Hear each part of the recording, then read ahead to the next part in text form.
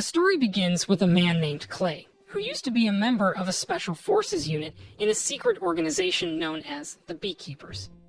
This secret group operated under the United States government and dealt with cases that were too secretive for regular law enforcement. After retiring from the Beekeepers, Clay decides to lead a peaceful life and becomes a beekeeper. He rents a garage from an elderly woman named Mrs. Parker, where he lives. Mrs. Parker is a retired schoolteacher who lives alone and is now involved in a charity organization helping financially disadvantaged women and children. She is happy to have Clay as her tenant because he is always polite and kind. Clay, in turn, is grateful to Mrs. Parker for renting him the garage. After finishing his work, Mrs. Parker invites Clay to have dinner with her. While she's working on her laptop, she suddenly gets a virus notification warning her that her hard drive is infected. The notification advises her to contact a provided phone number if she wants to prevent permanent damage or data deletion. Without wasting any time, Mrs. Parker dials the provided phone number. Unfortunately, the number connects her to the headquarters of a criminal gang known for running phishing scams under the guise of an antivirus company. As Mrs. Parker makes the call, a team of hackers successfully breaches her computer, gaining remote control. They can easily trace some of her financial transactions carried out on the computer. Meanwhile, Mrs. Parker, who lacks knowledge about computer virus removal, seeks guidance from the manager, Garnett. She's puzzled by the unusual things happening on her computer. Garnett assures her that what she's witnessing is all part of their company's virus removal process. As an apology for any inconvenience, Garnett asks Mrs. Parker for her bank account information, promising compensation from their company. Without hesitation, Mrs. Parker shares her bank account details with Garnett and is surprised to receive $50,000 as compensation. However, Garnett later informs her that he was only authorized to send $500 and requests Mrs. Parker to return the excess money. Without thinking twice, Mrs. Parker accesses her bank account on the computer to return the money to Garnett. As she enters her password to complete the transaction, all her money vanishes instantly. Garnett and his team have successfully hacked her bank account, leaving Mrs. Parker in a state of shock. She has lost not only her savings, but also the funds belonging to the charity organization she manages. While Mrs. Parker is overwhelmed by the sudden theft, Clay is occupied with harvesting honey and pouring it into a glass jar. He plans to give the honey as a gift to Mrs. Parker. However, upon arriving at her house, he senses something amiss and cautiously grabs a knife from the kitchen for protection. When Clay entered the living room, he was met with a shocking sight. Mrs. Parker had tragically passed away, and a pistol lay on the floor beside her. At that very moment, an FBI agent named Verona arrived, her weapon pointed on Clay. Verona believed that Clay had something to do with Mrs. Parker's death, who, to make matters even more complicated, happened to be her mother. Without hesitation, Verona called the local police, who swiftly arrived, conducted a thorough investigation at Mrs. Parker's house, and took Clay to the police station for questioning. Despite her profound grief over her mother's loss, Verona was determined to uncover the truth behind the tragedy, actively participating in the investigation herself. During the examination of the crime scene, Verona stumbled upon evidence that her mother had fallen victim to a criminal syndicate notorious for their phishing scams, resulting in the loss of all her mother's savings and the funds belonging to the charity organization she managed. To Verona's surprise, it became evident that her mother's death was not a homicide.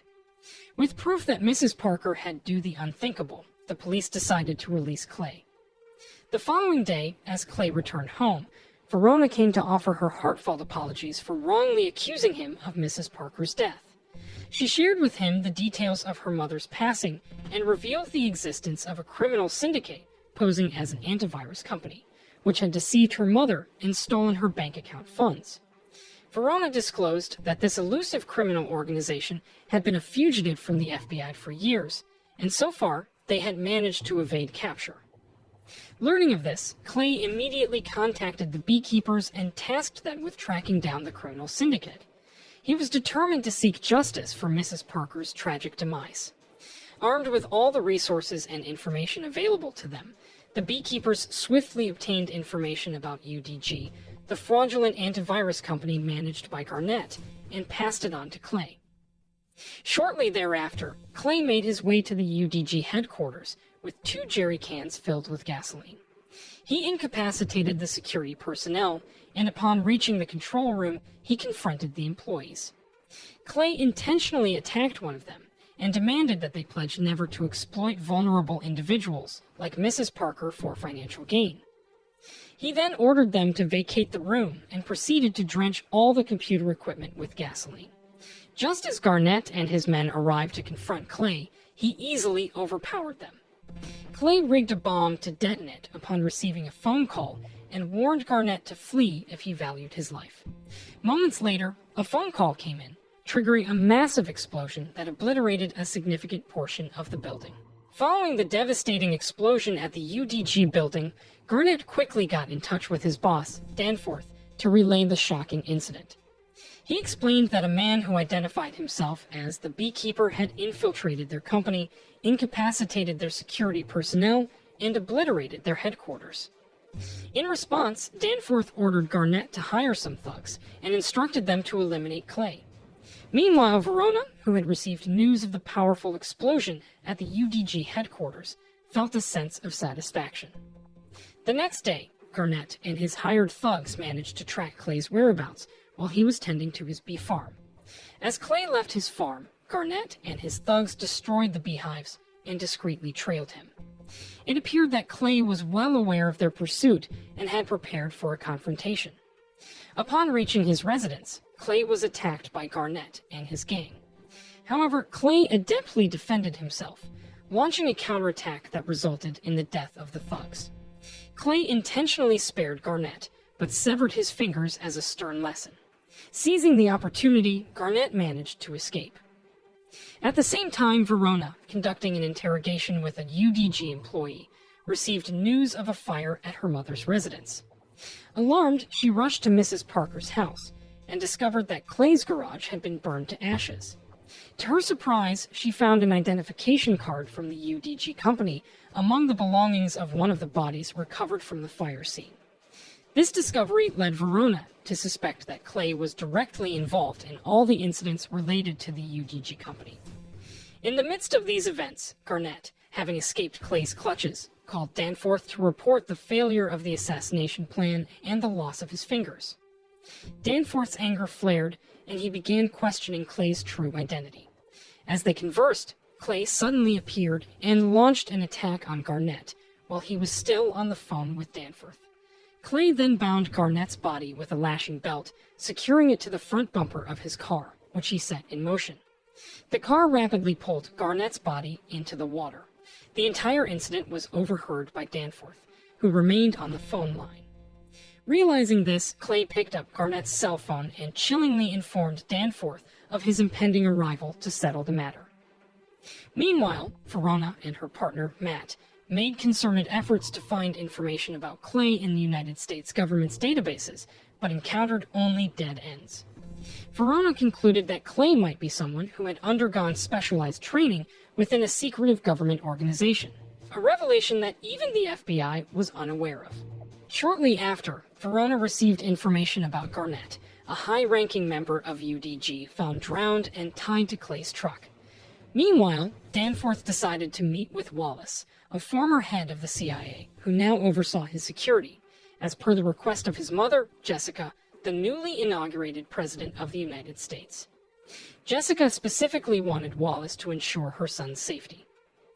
Upon hearing about Danforth's involvement in a situation with someone claiming to be the beekeeper, Wallace took immediate action. He contacted the current CIA director, Janet, to inquire about Clay. Janet informed him that Clay had retired from the beekeepers. Without hesitation, Wallace instructed Janet to eliminate Clay. Following his orders, Janet contacted the beekeepers and tasked one of their operatives, Anna, with assassinating Clay. Meanwhile, Clay was at a gas station refueling when he was suddenly ambushed by Anna, but Clay managed to evade the attack and overpower Anna. He then severed her fingers and set her on fire, causing the gas station to erupt in flames. To prevent further casualties, the beekeepers informed the CIA that they would remain neutral and not pursue Clay any further. Janet relayed this message to Wallace, indicating that both the CIA and the beekeepers would stay out of the feud between Clay and Danforth. With this information, Wallace had no choice but to take matters into his own hands to eliminate Clay. He assembled a team of Special Forces members and disclosed the beekeepers' existence to them. He portrayed Clay as a rogue agent whose actions posed a significant threat to innocent civilians, thereby convincing the Special Forces that Clay needed to be eliminated. The next day, Verona and Matt arrived at the charred gas station and discovered Anna's unidentifiable body. It seemed that Anna was part of a secret government organization, but Verona didn't know why she had been hunting Clay. Meanwhile, Clay used Anna's severed finger to infiltrate her residence and access her computer. He used the computer to track the signal from Garnett's phone, pinpointing Danforth's location at the 9 Points building. Armed with this knowledge, Clay gathered weapons and explosives from Anna's place and departed. Meanwhile, the Special Forces under Wallace's command, tasked with eliminating Clay, had already reached the 9 Points building. Outside, the FBI SWAT team was stationed, well aware that Clay would strike the building. Surprisingly, Wallace and his Special Forces allowed the employees inside the building to continue working as if nothing was amiss. Much like UDG, the NSU company occupying the building was part of a criminal syndicate involved in phishing scams. Before long, Clay arrived, catching the SWAT team off guard as they planned outside. Without wasting any time, Clay launched an attack on the SWAT team, overpowering them with ease. After dealing with the SWAT team, Clay infiltrated the building and cleverly blended in with the NSU employees. However, one of the Special Forces members eventually recognized him and initiated an attack. Wallace's Special Forces swiftly joined in, launching an assault on Clay. But Clay skillfully evaded their attacks, taking them out one by one until none remained. Following this, Clay interrogated Rico, one of NSU's executives, pressing him to reveal the identity of the company's owner. Initially resistant, Rico shared that the company's owner wielded immense power, seemingly immune to the law. In response, Clay asserted that nothing was beyond his reach and pledged to dismantle this ultimate power if it jeopardized innocent lives. Fearing for his life, Rico reluctantly disclosed his boss's identity.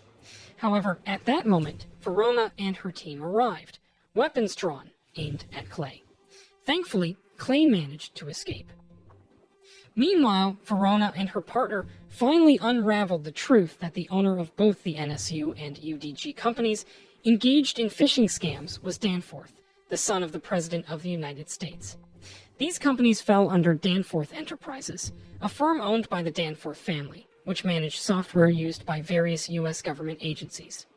Verona also emphasized that Clay might not only target Danforth, but could also pose a threat to the President of the United States, Jessica, who happened to be Danforth's mother. Upon learning this, Deputy Director Prigg assigned Verona and Matt to apprehend Clay, while the SWAT team tightened security for the President and her family. The next day, Verona and her partner joined Secret Service agents to provide security for the U.S. President and her son, who were hosting a charity event at their beachfront mansion. Despite the heightened security with Secret Service and FBI personnel, Wallace remained worried about Danforth's safety. As a result, he hired a group of mercenaries, led by Lazarus, who claimed to have taken down a beekeeper in the past, even though he had lost one of his legs in the process. On the other hand, Clay successfully infiltrated the Danforth family's estate by sneaking through a drainage channel and hiding under a truck. He incapacitated a SWAT team member and planted bombs on the vehicles before assuming a disguise. This allowed him to enter the mansion without raising suspicion, blending in with the charity event attendees. Meanwhile, Prigg met with the president and laid out all the details, including Danforth's use of software from Danforth Enterprises and the creation of multiple companies for phishing scams. Upon learning that their campaign funds came from ill-gotten gains, Jessica was furious. At the same time, Verona, realizing Clay's presence, ordered the SWAT team to capture him. Sensing he was surrounded and at gunpoint, Clay decided to kneel, but this was all part of his plan. He detonated all the Secret Service trucks as a diversion, quickly dispatching those who had cornered him and charging into the mansion to confront Danforth. Inside the mansion, Jessica, upon discovering the extent of her son's wrongdoing, decided to expose Danforth's actions to Clay and the world, hoping for mercy. Simultaneously, Clay fought his way through the building, injuring Secret Service agents but showing no mercy to the mercenaries hired by Wallace. Eventually, Clay reached the hallway leading to the president's office. He engaged in a brutal fight with Lazarus and emerged victorious, proceeding towards the president's office. However, when he tried to enter the room, Wallace confronted him, attempting to dissuade Clay from killing Danforth. Disregarding Wallace's pleas, Clay instead broke his fingers. In the president's office, Danforth, growing desperate as his mother prepared to unveil his crimes, took drastic action, grabbing a pistol and fatally shooting Prig. In the midst of it all, Clay planted an explosive device on the door, preparing to breach it. As the door burst open, he rushed into the room, swiftly followed by Verona and other FBI agents. Danforth, caught off guard, panicked and took his own mother, Jessica, hostage. Verona attempted to convince Clay not to harm Jessica or her son, while Danforth, in his nervous state, considered harming his mother to escape justice. In this tense moment, Clay turned to Verona and asked her whether she was working to enforce the law or to seek justice. Witnessing Danforth's intention to harm his own mother, Clay made his choice. He shot and killed Danforth before swiftly escaping through a window. Verona had a clear shot at Clay, but chose to let him go, prioritizing justice for her mother and the other victims over strict adherence to the law. The film concluded with Clay managing to flee the mansion, equipped with scuba gear he had hidden on the beach. Moral lesson from the movie: never disturb the beehives of a beekeeper lightly, lest you face the consequences of having your fingers severed and burned by the beekeeper.